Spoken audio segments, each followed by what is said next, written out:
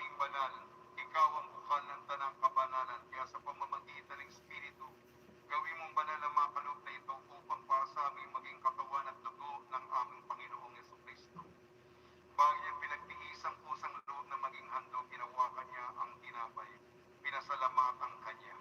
Pinaghati-hati niya yun. Iniabot sa kanyang malagad at sinabi, tanggapin ninyong lahat ito at kanin. Ito ang aking katawan na ihahandog para sa inyo.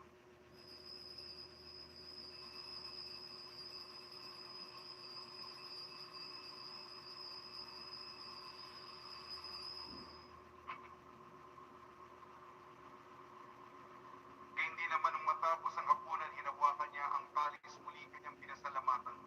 Inabot niyang kalis sa kanyang malagad at sinabi, tanggapin ninyong lahat ito't inumin. Itong kalis ng aking dugo, ng bago at walang hanggan tipan. Aking dugo na ibubuhos para sa inyo at para sa lahat sa ikapagpapatawad na makasalanan. Gawin ninyo sa pag-alala sa akin.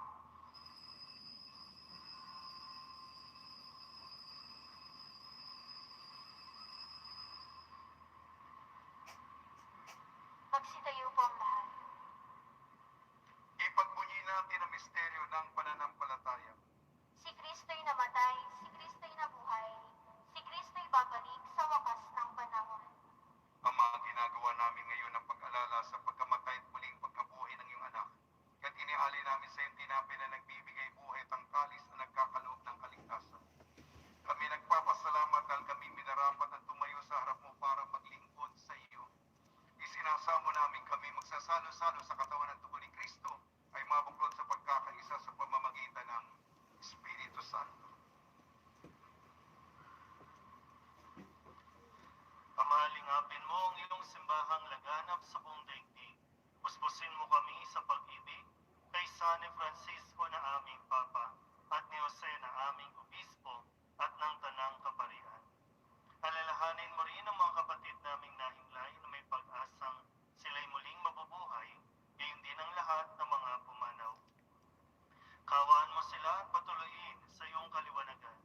Kawaan mo at pagindapating kaming lahat na makasalo sa iyong buhay na walang wakas. Kaysa ng mahal na Birhen Maria na ina ng Diyos, ng kabiyak ng puso niyang San Jose. Kaysa ng mga apostol at ng lahat ng mga banal na namuhay dito sa daigdig ng kalugod-lugod sa iyo. May pagdiwang nawa namin ang pagpupuri sa ikararangal mo sa pamamagitan ng iyong anak na aming Panginoong Hesukristo. Sa pamamagitan ni Kristo kasama niya at sa Kanya, ang lahat ng parangal at papuri sa iyo, Diyos amang makapangyarihan, kasama ng Espiritu Santo, magpasawalang hanggan. Amen, Amen, Amen, Amen.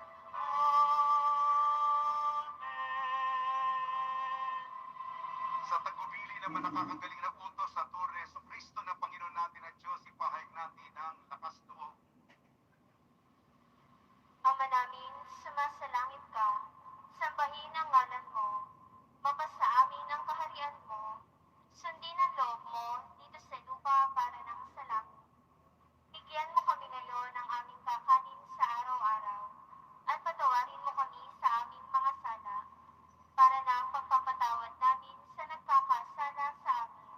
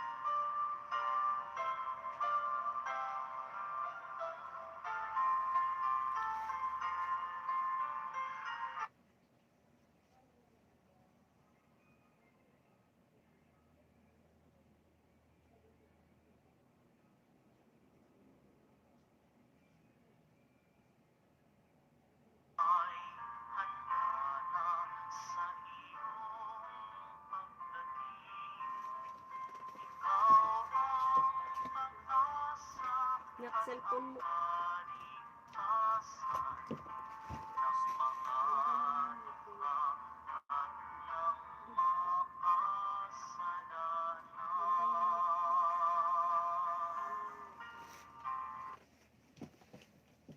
Tikim mo na siya po. Yan, duwa ba? Sa computer, ma. Ma.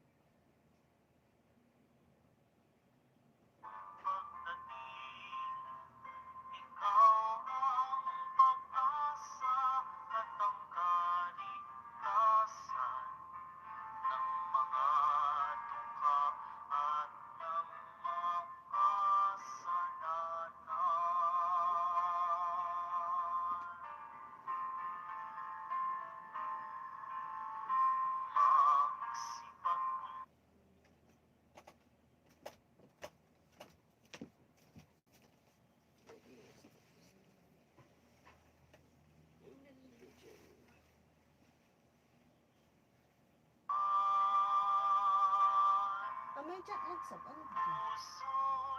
May hindi. Manood ka lang. Nakabantay ka lang.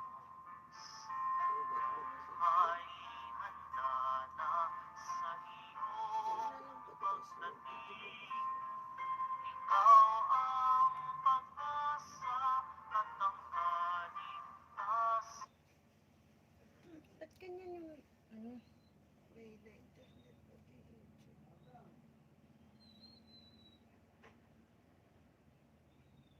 Mag-YouTube din kayo sa baba.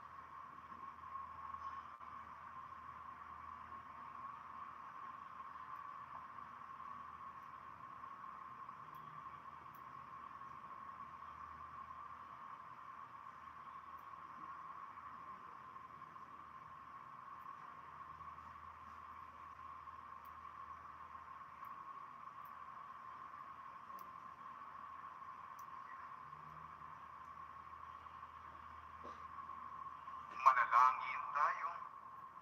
Ama namin mapagmahal, mapakinabangan nawa namin ang aming pinagsaluhan upang sa aming paglalakbay dito sa lupang papanaw. Aming mapanaligan ang iyong pagpapalang pang magpakailanman sa pamamagitan sa Kristo kasama ng Espiritu Santo magpasawalang hanggan. Amen. Panalangin kay San Roque. O pinagpalang San Roque, pintakasi may mga karamdaman, lingapin mo kung aming mga kapatid na nasa banig ng karamdaman. Ang iyong pamamagitan ay sadyang makapangyarihan na nung bigay narin ito pa sa daigdig. Maraming gumaling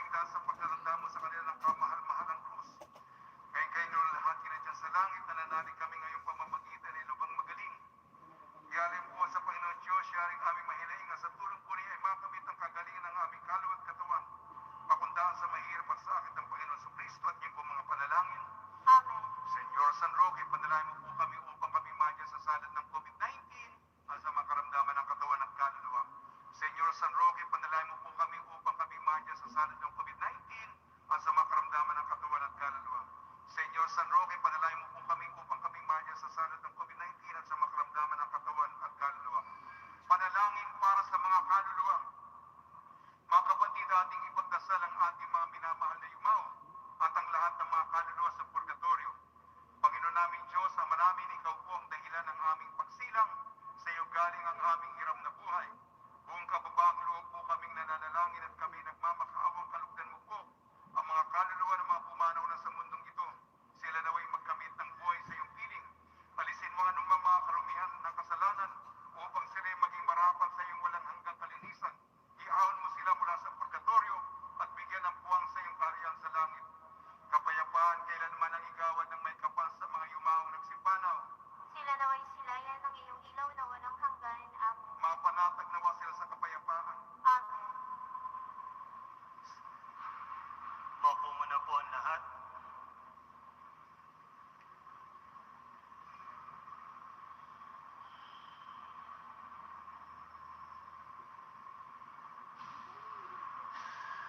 Una po, maraming salamat at binabati po namin kayo sa inyong pong pagsasariwa ng inyong pangako ng katapatan at paglilingkod sa poong Jesus Nazareno. At tayo po, sa ngalan ng lahat ng mga balangay officers, balangay group, maraming salamat po, Monsignor Ding, sa inyong pong paggagawad ng panalangin at pagbabasbas sa gabing ito. Okay, magbibigay lang po ng update para sa ating Translasyon 2022. Nawa po ay matuloy. Una po, makakalabas ulit ang anak para makadalaw sa kanyang ina. Sa November 30, hindi natin ito nagawa last year dahil nga sa mahigpit na protocol. Pero ngayon po, may nagmamartilyo. Ngayon po ay makakadalaw siya, pero kailangan natin sundin yung safety protocol. Hindi po tayo po pwedeng magmarcha o maglakad. Hindi rin tayo pwedeng magpasan. Ang pinapayagan lang sa atin, mag-motorcade. Malinaw po ba? Ibig sabihin, nasa sasakyan, lahat ng gustong sumama, magmumotor o nasa sasakyan. Kung hindi man, lahat po ng dadaanan, kung saan kayo nakatira, kung dadaanan kayo ng motorcade, kung maaari, lahat po ng miyembro nasa daan lang at naghihintay. Pero hindi pwedeng sumunod ng naglalakad. Sisitahin po tayo.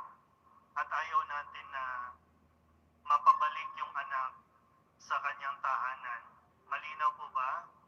So ito po ay gaganapin sa November 30 pagkatapos po ng 12:15 noon na misa.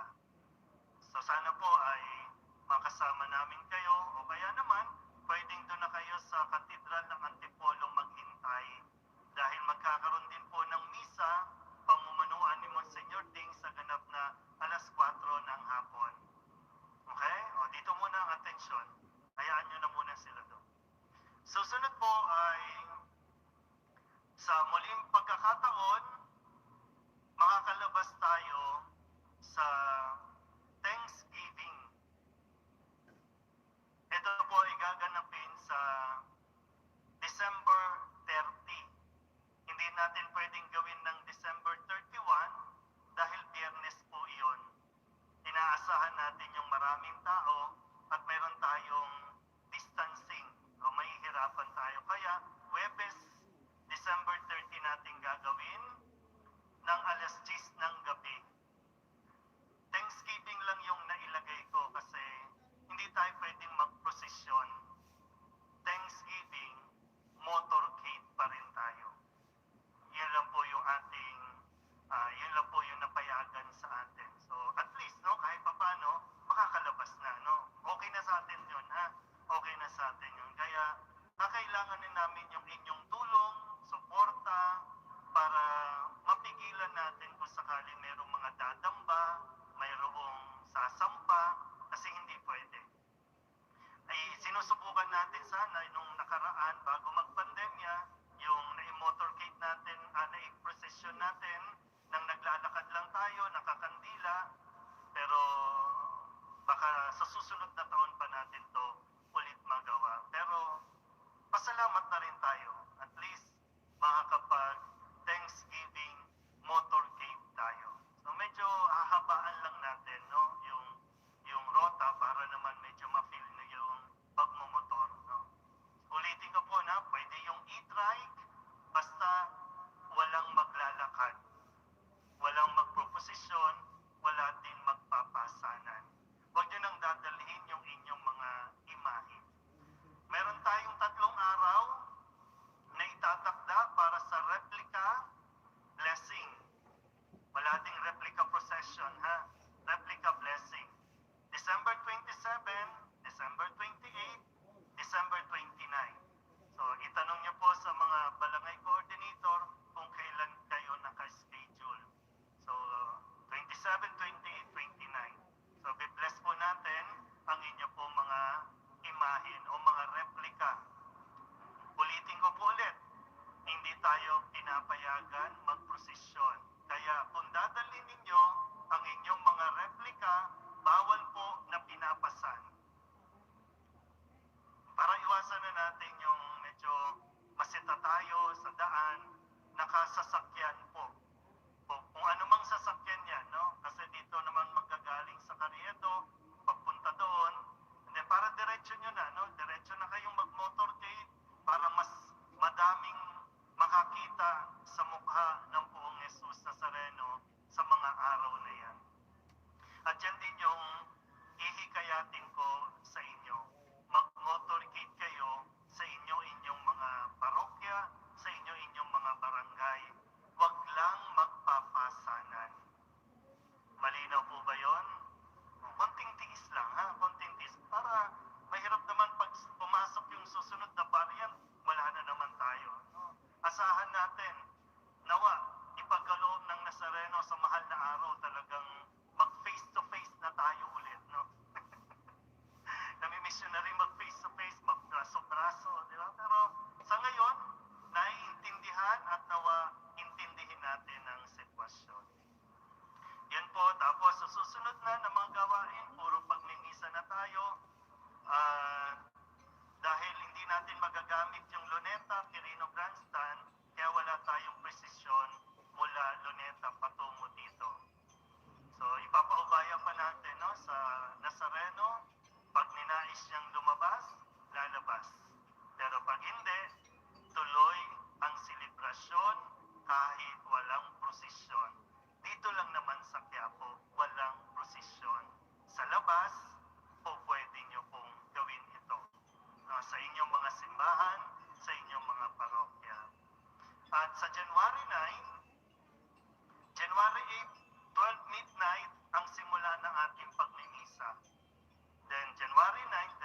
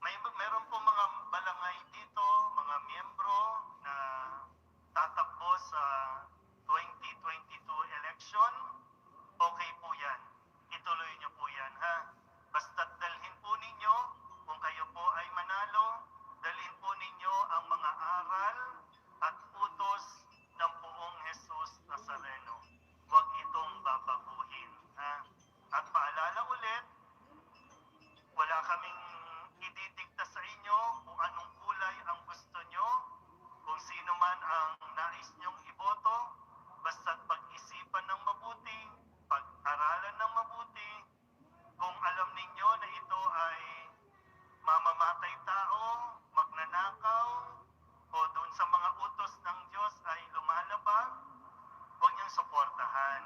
Pero kung naniniwala kayong mabuting tao ito, tapat ito, di go.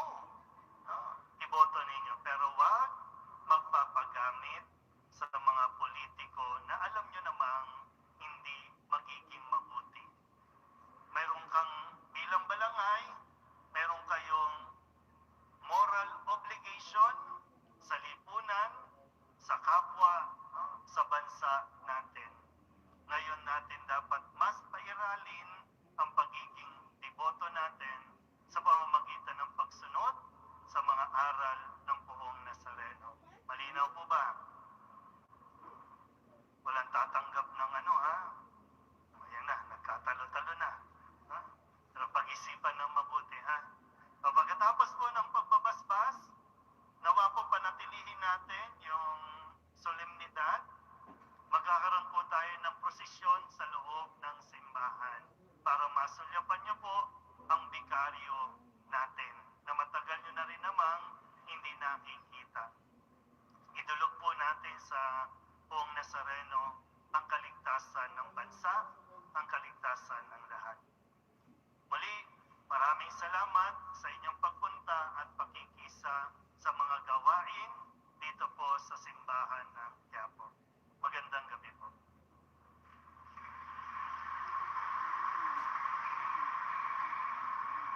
Magsidayo po ang lahat. Pagbabasbas sa mga deboto na kanilang mga kahilingan at dasalan. Mahal na pong Jesus Nazareno, iniyak mo sa pamamagitan ng krus ang walang maliw na pag-ibig ng Diyos sa sangkatauhan. Pakinggan mong kailiyayo ang ka na nagsusumamo sa iyo, makamtanawa nilang inyong katugunan at tanggapin ang kasagutan na may utang na loob na tinatanaw. Basbasan di po yung mga daladala nila mga imahe na dasalan sa pamamagitan ng bendisyon nito na may maalala nilang mga pangalan sa binyag na ikaw ni ibigin at paglilingkuran bilang Panginoon magpa sa walang hanggan. Amen. May karagdagan lamang ako, kaya ang pinapayagan lang po, katulad din sinabi ni Father Douglas, ang ating mga gawain ay, ang pinapayagan lang po ay motorcade, kaya wala pong pasanan, wala pong maglalakad. At katulad nga sinabi ko sa simula ng aking homilya, may hinahanap po ako. Yung iba mga milagro kasi, pinapakinggan ko muli ang mga milagro ng ating pong Nazareno. Hindi ko po mahanap, tinatanong ko sa ating mga barangay coordinator. Meron ba sa inyo na ang pinuno ng barangay ay isang lola at ang kanyang apo, ang pangalan si Anatela May? Ang kwento ni Anatela May, siya po ay dumalo sa nagpa-swimming ang barangay at nalunod, naging matigas na, naging maitim na si Anatela May. Ngunit ang lola, nakalimutan ko yung pangalan, nagdasal sa Nazareno at pagkatapos, ang naalala niya, yung kanyang apo ay, o lola, ba't kayo umiiyak? Binuhay ng Nazareno si Anatela May. Pakihanap naman, itong pinuno ng balangay ay lola at ang pangalan ng apo niya ay si Anatela May na binuhay ng Nazareno sa pagkalunod. Lumapit sa amin, matagal ko na pong hinahanap. Sumainyo ang Panginoon. At sumayin. Magsiyuko kayo at hingin ang pagbabasbas. Ang makapangyarihan Diyos Ama na bugtong na anak ay siya nawang magpabanal sa inyo. Pagundangan sa liwanag na kanyang pagdating ay siya rin nawang pumuspos sa inyo sa pagpapala ngayon at magpasawalang hanggan. Amen. Patataginawa kayo sa pananampalataya, paligayahin sa pag-asa, pakilusin sa pag-ibig na puspos na sigla ngayon at magpasawalang hanggan. Amen. Kayong nagagalak sa pagdating ng nagkatawang taong manunubos ay puspusin nawa niya ng gantimpalang buhay na hindi matatapos. Kapag siya'y dumating na may kadakilang lubos, magpasawalang hanggan. Amen. At pagpalain kayo ng makapangyarihan Diyos, Ama, Anak at Espiritu Santo.